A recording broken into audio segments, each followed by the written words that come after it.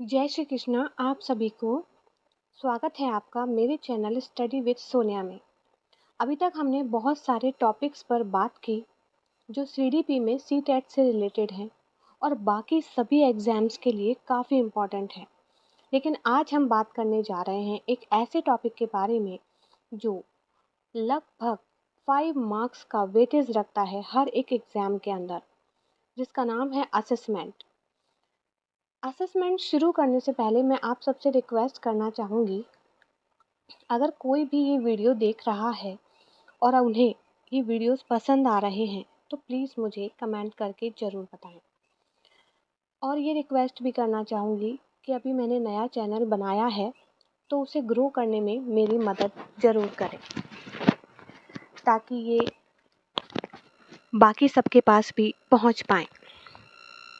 देखिए, जैसा कि मैंने आपको पहले बोला है कि सीडीपी एक ऐसा टॉपिक है, एक ऐसा सब्जेक्ट है जिसमें सब कुछ एक बच्चे के चारों तरफ घूमता है। उस बच्चे को केंद्र करके आपको सारी चीज़ें महसूस करनी हैं।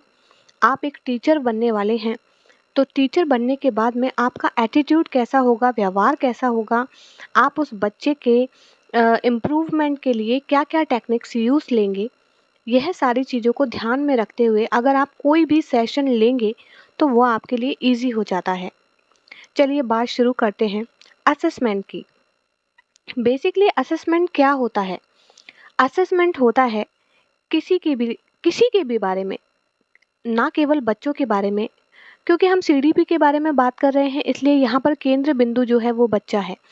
लेकिन हम जनरली हमारे बारे में भी बात करें, जैसे कि हम एग्ज़ाम देने वाले हैं, असेसमेंट हो रहा है हमारा क्या कि हम एक अच्छे टीचर बनने लायक हैं या नहीं।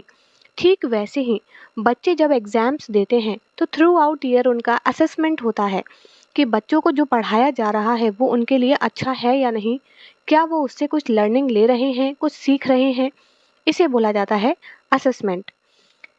मीनिंग की बात करें तो the systematic process of collecting information about a child learning, development, abilities, behaviour and progress. सब कुछ आ गया इसके अंदर कि एक बच्चा क्या लर्न कर रहा है, जो टॉपिक आप उसे पढ़ा रहे हैं क्या वो उसे समझ में आ रहा है, उसका डेवलपमेंट किस तरीके से हो रहा है, उसकी एबिलिटीज़ के हिसाब से आप उन्हें एक प्रॉपर गाइडेंस दे पा रहे हैं या नहीं दे पा रहे, उनका बिहेवियर आप कितना मॉडिफाई कर पा रहे हैं, और प्रोग्रेस क्या है।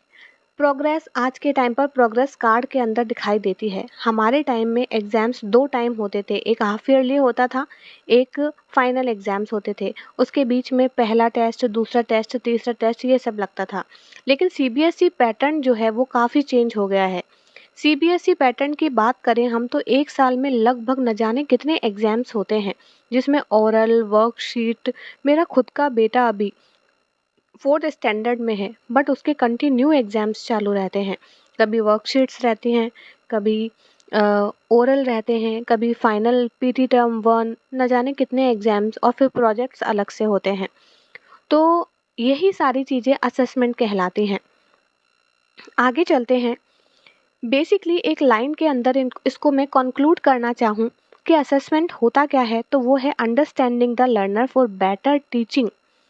अगर एक बच्चे को आप अंडरस्टैंड कर गए, समझ गए, उसको डायग्नोस्ट कर गए उसकी बीमारी के बारे में, ये क्या रेमेडी वो चाहता है, तो आप उसको अच्छी ऊंचाइयों पर पहुंचा सकते हैं।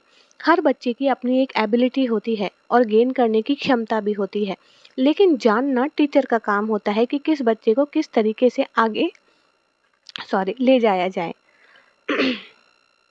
आगे चलते हैं कि असेसमेंट का मीन क्या होता है, मतलब क्या होता है कि व्हाट द चाइल्ड नोज, बच्चा क्या जानता है, हाउ द चाइल्ड लर्न, बच्चा कैसे सीखेगा।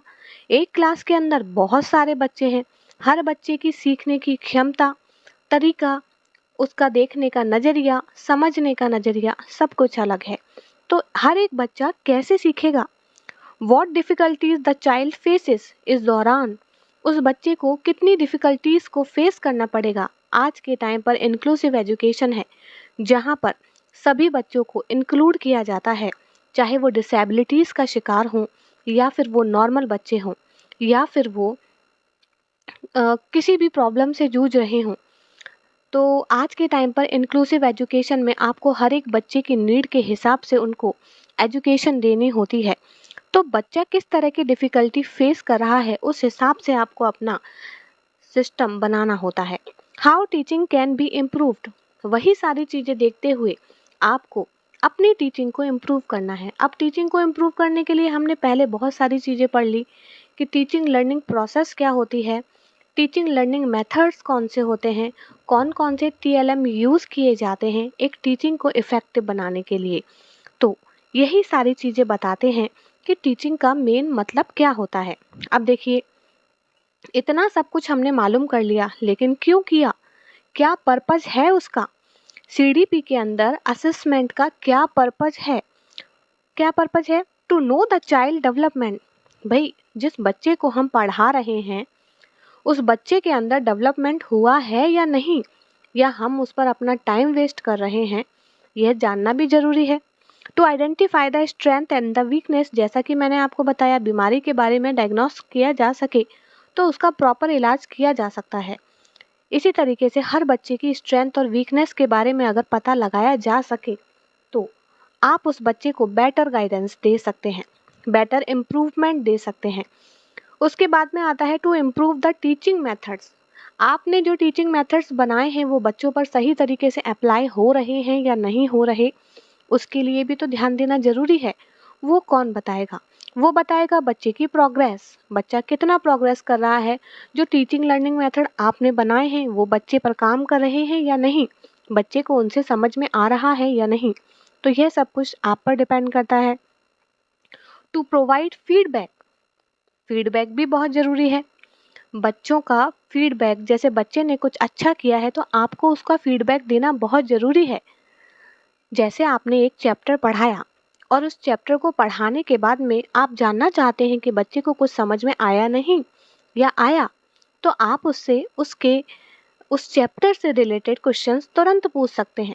इससे डायग्नोस भी हो जाता है, पता भी चल जाता है कि बच्चा क्या सीख रहा है, वो अटेंटिव है या नहीं क्लासरूम में।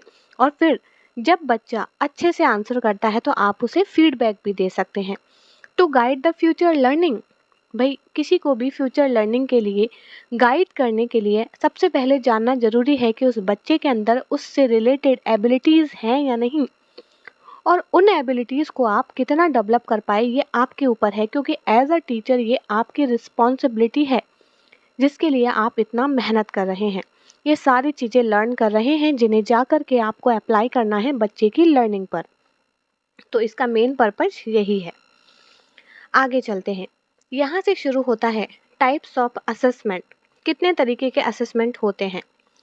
फॉर्मेटिव असेसमेंट होता है, सम्मेटिव असेसमेंट होता है, असेसमेंट एज लर्निंग होता है, डायग्नोस्टिक असेसमेंट होता है, कॉन्टिन्यूअस एंड कॉम्प्रिहेंसिव इवैल्यूएशन भी होता है।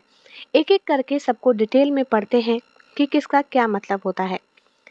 नंबर 1 आता है formative assessment, assessment for learning. Four word को अपने माइंड में रखिएगा, के लिए, लर्निंग के लिए, कि बच्चा क्या सीख रहा है उसके लिए आप असेसमेंट कर रहे हैं।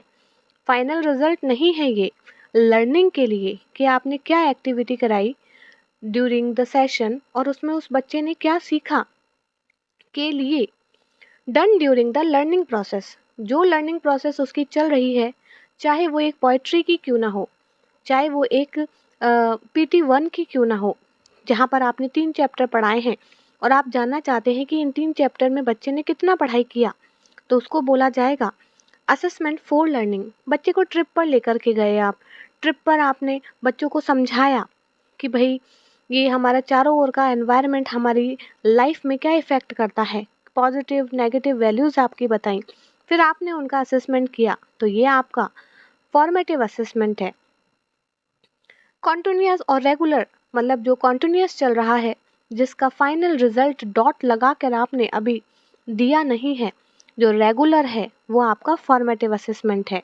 हेल्प्स टू इम्प्रूव लर्निंग, जो लर्निंग को इम्प्रूव करने के लिए ज़रूरी है। आपने ठप्पा नहीं लगा दिया पास और फेल का, आप उस बच्चे की मिस्टेक्स को कवर करने की कोशिश कर रहे हैं, सुधारने की कोशिश कर रहे हैं, उनकी एबिलिटीज़ को बढ़ाने की कोशिश कर रहे हैं।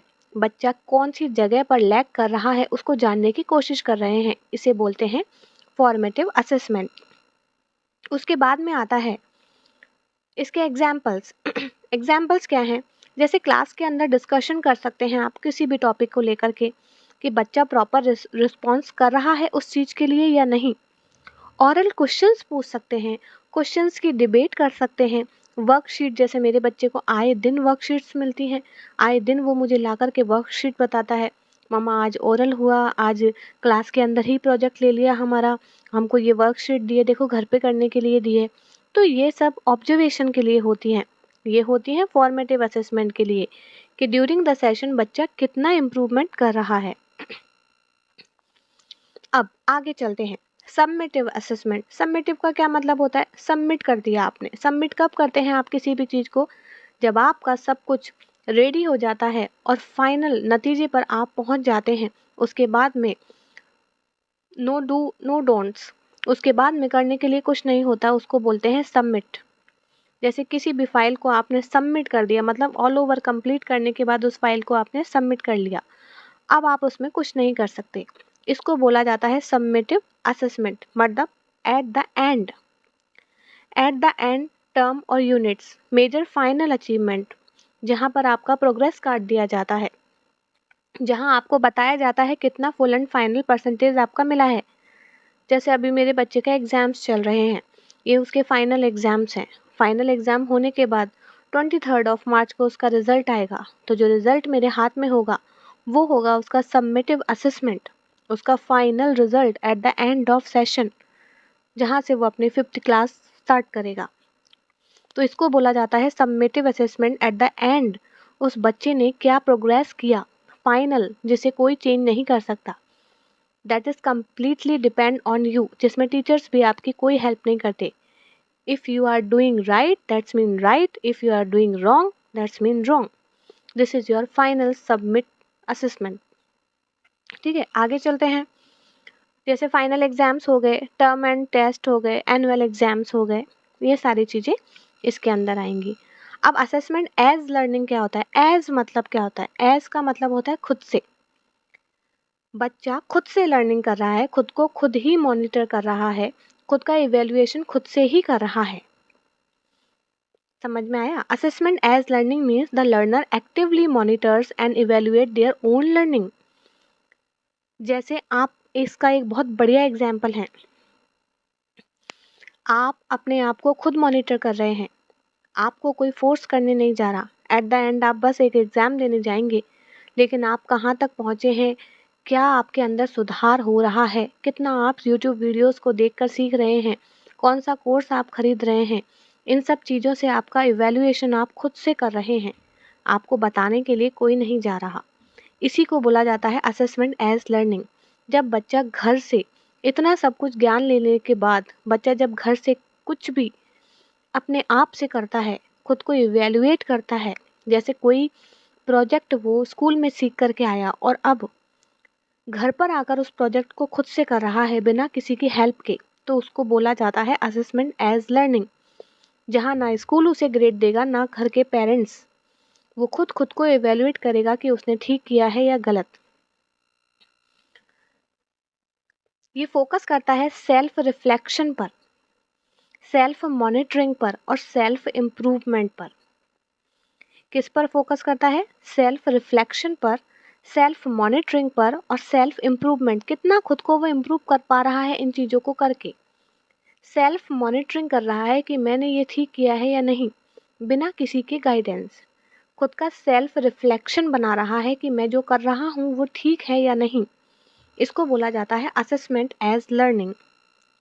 आगे चलते हैं, डायग्नोस्टिक असेसमेंट। डायग्नोस्टिक से एक शब्द डायग्नोस करने से आपको समझ में आ रहा होगा, आजकल आप मूवीज़ देखते हैं, सीरियल्स देखते हैं, आए दिन हॉस्पिटल्स के आपके चक्कर लगते होंगे, वहाँ पर कुछ भी कराने के लिए आप जाते हैं, कोई भी टेस्ट कराने के लिए जाते हैं, तो पहला वर्ड जो यूज़ लिया जाता है लेबोरेटरी के द्वारा, वो क्या बोला जाता है कि अभी बीमारी डायग्नोस कर रहे हैं।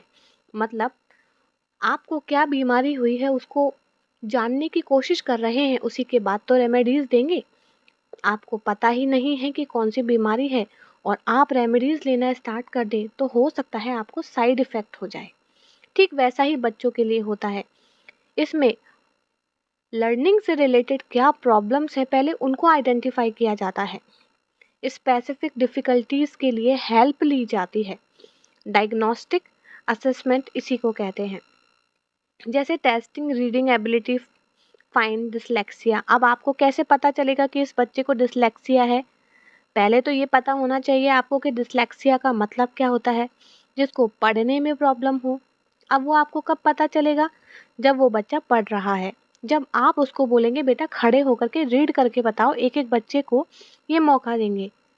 उसमें से कोई बच्चा आपको ऐसा नजर आएगा जो पढ़ नहीं पा रहा, जो शब्दों को उल्टा पढ़ रहा है, तो आपके माइंड में पहली थॉट ये आएगी कि इसको कोई प्रॉब्लम है, पढ़ने से रिलेटेड प्रॉब्लम है और उसका पर्टिकुलर नेम क्या है? डिसलेक्सिया।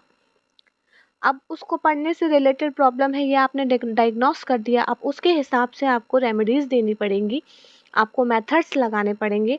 लर्निंग टीचिंग जो भी आपके TLMS है वो सब आपको यूज़ करने पड़ेंगे अकॉर्डिंग टू प्रॉब्लम। इसको बोला जाता है डायग्नोस्टिक असेसमेंट।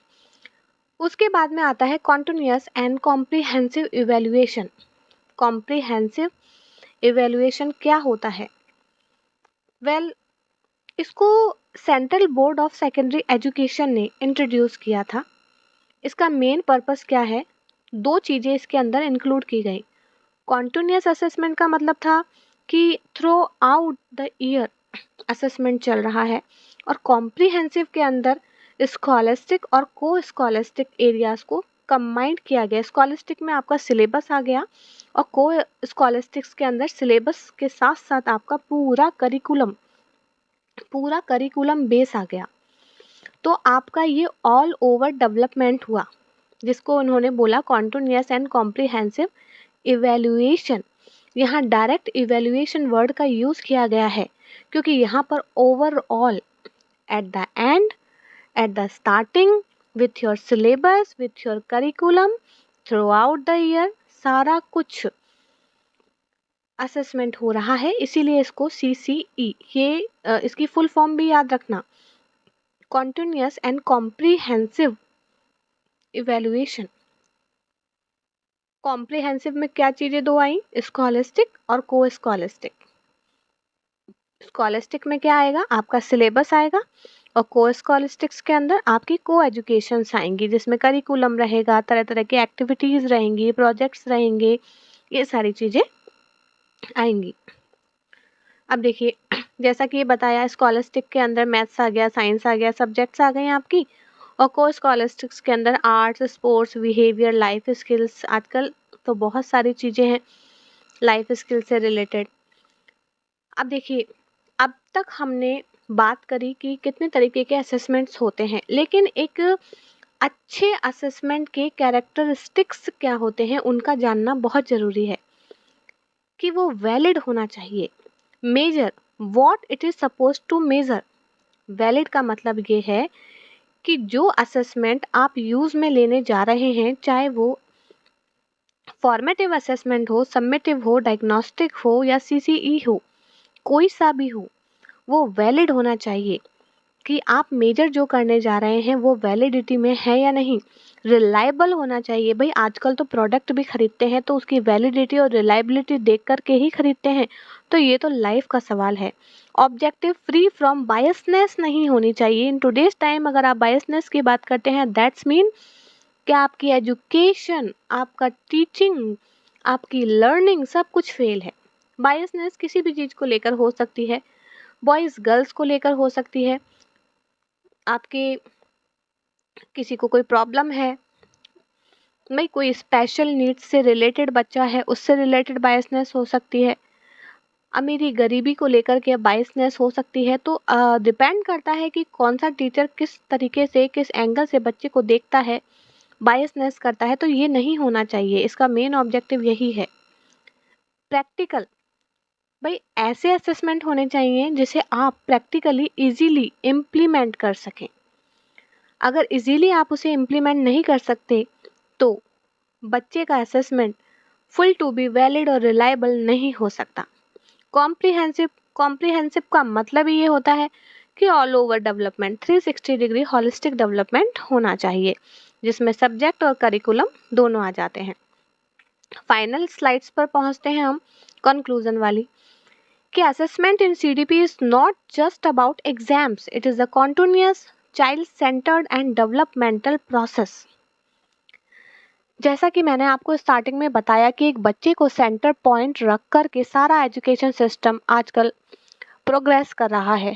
टीचर्स से भी यही उम्मीद की जा रही है कि वो बच्चे को सेंटर में रखने के बाद ही अपना सब कुछ उनके ऊपर ट्राई करें, मतलब मेथड्स ट्राई करें, बायसनेस नहीं होना चाहिए, और तरह तरह की formative assessment, summative assessment according to need apply करें। तो आई होप सो कि ये सेशन आपके लिए अंडरस्टैंडिंग रहा होगा, और अगर अंडरस्टैंडिंग रहा और मेरे पढ़ाने का तरीका आपको अच्छा लग रहा है तो प्लीज़ आप ना मुझे थोड़ा सा सपोर्ट कीजिए, ताकि ये चैनल और लोगों के पास भी पहुंच सके। Thank you so much. मिलते हैं। अगला जो मैंने वीडियो बनाने का सोचा है उसमें मैं 30 क्वेश्चंस की सीरीज़ लेकर के आ रही हूँ, हर एक टॉपिक से लेकर के। तो बहुत सारे क्वेश्चंस हम करेंगे और उन क्वेश्चंस के बेस पर ही पूरे टॉपिक्स क्लियर हो जाएंगे आपके। फिर भी कोई डाउट रहता है तो आप मुझसे कमेंट में पूछ सकते हैं। जय Shri Krishna. Thank you so much.